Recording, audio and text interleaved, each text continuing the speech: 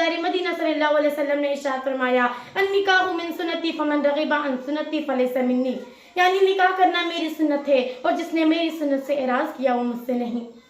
शादी एक ऐसी चीज है जो इंसान के फिसलते हुए कदमों को सिराते मुस्तकीम पर कर देती है। शादी बदकारी में गोताजन आदमी को कैद कर देती है। शादी जानी और जानिया के पैर में जंजीर पहना देती है। शादी जुलाफत और गुमराही के गड्ढों में भटकते हुए नौजवानों के लिए मशअल राह बन जाती है। शादी उजड़े हुए नश्मे को आबाद कर देती है। शादी गुमराहे हुए फूलों को खिला देती है। जिस वक्त हार नौशे के सर पर खिल उठता है, सितारे भी शर्मा कर अपनी आंखें छिपा लेती है। चांद की गोद में मोहब्बत का ताज मचल उठता है। सूरज की तिरछी किरणें ज़ेबा का बोसा लेती है।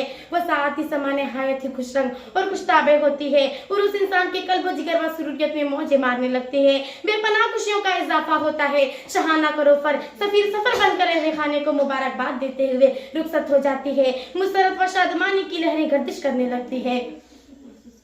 खुदा ने अपनी कुदरत का अजब नक्शा बनाया है। खुदा ने अपनी कुदरत का अजब नक्शा बनाया है। कहीं पैदा किया दुल्हन तो कहीं दूल्हा बनाया है। कहीं पैदा किया दुल्हन तो कहीं दूल्हा बनाया है। ये जोड़ी अर्श आजम से मुकर्रर होके आई है। ये जोड़ी अर्श आजम से मुकर्रर होके आई है। खुदा ने अपनी कुदरत से इन दोनों को मिलाया है। खुदा ने अपनी कुदरत से इन दोनों को मिलाया है।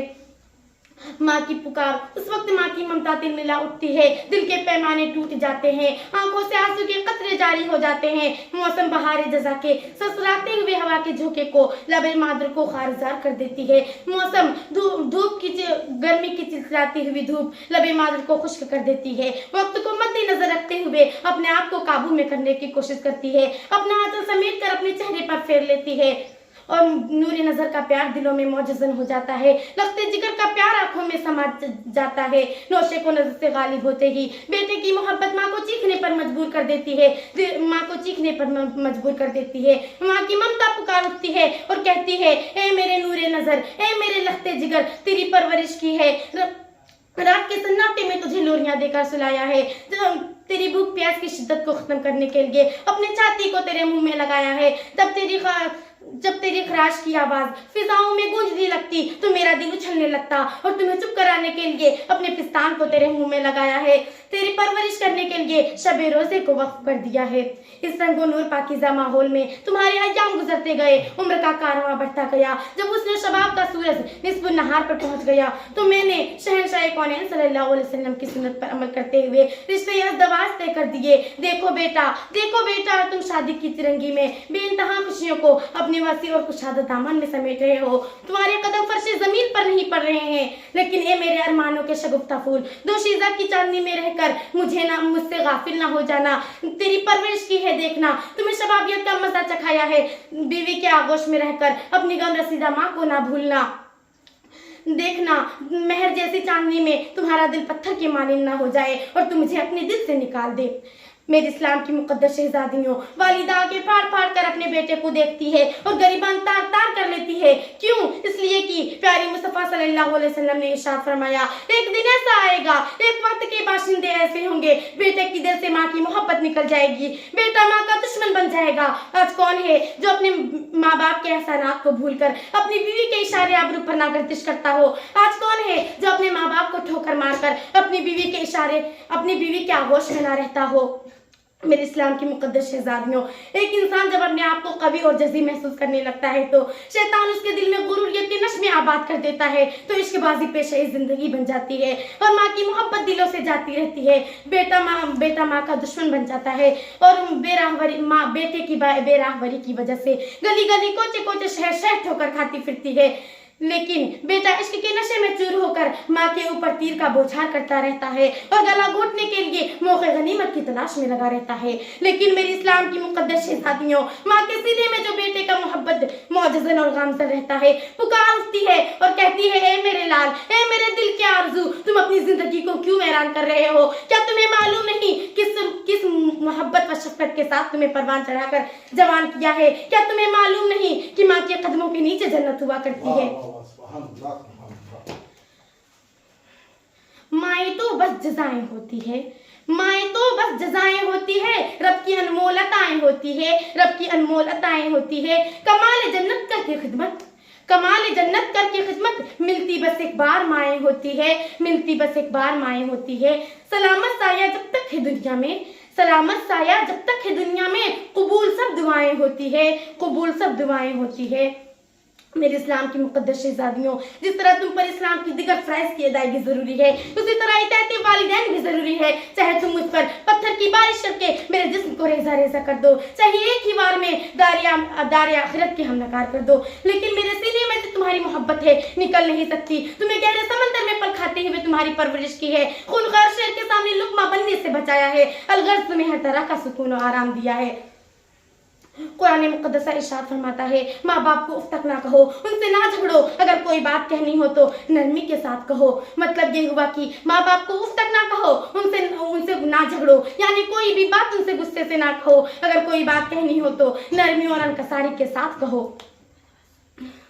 मेरे इस्लाम की मुकद्दस शहजादियों, मेरे इस्लाम की मुकद्दस शहजादियों, कुरान जोर लहजे में इरशाद फरमा रहा है, माँ बाप से मुंह ना मोड़ो। जिसने माँ बाप से मुंह मोड़ा उसने अल्लाह व रसूल से मुंह मोड़ा। जिसने जब माँ बाप की फरमाबरदारी से एराज किया उसने जन्नत से एराज किया। जो माँ बाप का दुश्मन बना वो शैतान का दोस्त और अज़ाब कब्र का साथी बना। यहीं तक नहीं बल्कि बहुत सारे हदीस करीमा मज़कूर है। हज़रत अब्दुल्ला बिन उमर रज़ियल्लाहु ताला अन्हा बारगाह रिसालत में अर्ज होकर फरमाते हैं, या रसूल अल्लाह, मेरी एक बीवी है जिससे मैं बहुत मोहब्बत करता हूँ, लेकिन मेरे बाबा फारूक आज़म उसे मेरे लिए पसंद नहीं करते और कहते हैं बेटा, मुझे मजबूर करते हैं कि बेटा उसे तलाक दे दो, तो क्या मैं उसे तलाक दे दूँ? प्यारे आका मौला सल्लल्लाहु अलैहि वसल्लम इरशाद फरमाते हैं कि ए अब्दुल्ला जाओ और उसे तलाक दे दे। आपने क्या समझा? मतलब ये हुआ कि अगर इताअत वालिदैन कहे तो उसे तलाक दे देना चाहिए, माँ बाप का तकाजा रखते हुए उसे तलाक दे देना चाहिए। दिलों में नफरत और लपे बद्दुआ होती नहीं, दिलों में नफरत और लपे बद्दुआ होती नहीं, सब खफा हो जाए लेकिन माँ खफा होती नहीं, सब खफा हो जाए लेकिन माँ खफा होती नहीं। हमने देखा है सफर में तेरे हाथ की रोटी, हमने देखा है सफर में तेरे हाथ की रोटी, बासी तो हो जाती है लेकिन बेमजा होती नहीं, बासी तो हो जाती है लेकिन बेमजा होती नहीं। हज़रत अबू हुरैरा रज़ियल्लाहु ताला अन्हा दरियाफ्त करते हैं, रहमत आलमीन सल्लल्लाहु अलैहि वसल्लम बारगाह मस्जिद नबवी में तशरीफ फरमाते, सहाबे इकराम रिज़वान अल्लाह भी वहाँ मौजूद थे। रसूलुल्लाह सल्लल्लाहु अलैहि वसल्लम ने फरमाया, जलील है वह जलील है, वह जलील है। तो सहाबे इकराम अर्ज करते हैं, या रसूलल्लाह कौन जलील है? तो रसूल सल्लल्लाहु अलैहि वसल्लम ने इरशाद फरमाया, जलील है वह शख्स जिसने अपने बूढ़े माँ बाप को पाया या एक को पाया और उनकी खिदमत करके जन्नत ना हासिल की। मालूम हुआ कि माँ बाप ही सबबे जन्नत है, और क्यों ना हो। हज़रत इमामा रज़ियल्लाहु ताला फरमाता है, एक शख्स हुजूर की खिदमत में हाजिर होकर अर्ज करता है, या रसूल अल्लाह औलाद पर माँ बाप के कितने हक हैं? तो रसूल सल्लल्लाहु अलैहि वसल्लम इरशाद फरमाते हैं, हुमा जन्नतुका हुमा नारुका, वो दोनों तुम्हारे लिए जन्नत और तुम्हारी दोज़ख है। जो अपने माँ बाप की इताअत फरमाबरदारी करेगा वो जन्नत में जाएगा, और जो अपने माँ बाप की नाशुक्री और नाफरमाबरदारी करेगा वो दोज़ख में जाएगा। इस लिहाजा और औलाद को चाहिए कि वो अपने माँ बाप की खिदमत गुजार बने, खिदमत गुजार बन जाए और उनसे ना झगड़े और दारे आखिरत के मुस्तहिक बने और फिनार होने से बचे। जा मेरे लगते जिगर दुनिया तेरी आबाद हो, जा मेरे लगते जिगर दुनिया तेरी आबाद हो, हे दुआ माँ बाप की उम्र तेरी दराज हो, हे दुआ माँ बाप की उम्र तेरी दराज हो। हर नई शहनाई पर तेरा ही आवाज हो, हर नई शहनाई पर तेरा ही आवाज हो, आखिर दम तक तेरा हमराज तेरे साथ हो, आखिर दम तक तेरा हमराज तेरे साथ हो। क्या तुमने आशिकाने रसूल सल्लल्लाहु अलैहि वसल्लम की को भुला दिया? क्या तुमने आशिकाने रसूल सल्लल्लाहु अलैहि वसल्लम को भुला दिया, जिसकी कोई भी नक्ल हरकत बिना इताअत वालिदैन के ना हुआ करती थी? क्या वो बशर और मोमिन नहीं थे? इसका मतलब ये नहीं कि हरगिज ना समझे कि बीवी के ऊपर शोहर के कुछ हुकूक नहीं है। इसके बारे में भी कुरान मुक़द्दस इरशाद फरमाया है, हुन्ना लकुम लिबास व अंतुम लिबास लहुन्ना, यानी वो तुम औरतें तुम्हारे लिबास है और तुम उनके लिबास हो। इसका मतलब ये भी ना समझे कि माँ बाप के जले पर नमक छिड़को। क्या आपके लिए हज़रत हंज़ला का वाक़या काफी नहीं है? वही हज़रत हंज़ला रज़ियल्लाहु ताला अन्हा जो अपने कबीले के उम्मीदगार बने हुए थे, उन्हें खुद खबर नहीं था कि कितनी तसव्वुरात में उनके अंजुमन की यादें जल रही हैं। वो इसी आलिम फानी में कुछ नहीं जानते थे। बंदे मोमिन की अरमानों का मरकज सिर्फ रसूल सल्लल्लाहु अलैहि वसल्लम की हस्ती है। इसी रंगो नूर पाकिज़ा माहौल में तो उम्र का कारवां बढ़ता गया। हज़रत हंज़ला की उम्र गुजरती गई। जब उसने शबाब का सूरज इस नहार पर पहुंच चुका तो एक दिन माँ ने दिल की आरज़ुए शौक को इजहार किया। कहा, बेटा बहुत से मुमताज घरानों से पैगामात आ रहे हैं, तुम कहो तो मैं किसी को मंजूर कर लूं। कहा हंज़ला ने ये दुल्हन से अपनी, अगर दो इजाजत तो जामे शहादत, अगर दो इजाजत तो जामे शहादत, नजर में बसाने को जी चाहता है, नजर में बसाने को जी चाहता है।